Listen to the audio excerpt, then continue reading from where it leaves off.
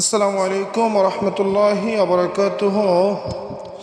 আমরা দেখতে পাচ্ছি প্রিয় রাঙ্গামাটিবাসী, পার্বত্য অঞ্চল, এই জেলার মানুষগুলো ভালো নেই।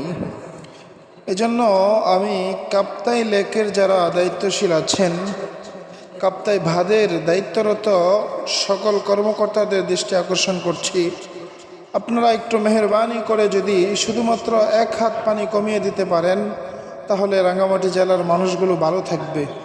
আপনারা একটু দেখেন না মানুষের কি অবস্থা, বাড়ি ঘরে পানি, বাড়ির ভিটায় আঙ্গিনায় ইতিমধ্যে পানি উঠে গেছে, অনেকেরই ঘরের মধ্যে পানি উঠে গেছে। প্রিয় ভাই, আসলে এই অবস্থা যার হয় এটা যে কতটা কষ্ট একমাত্র সেই বুঝে।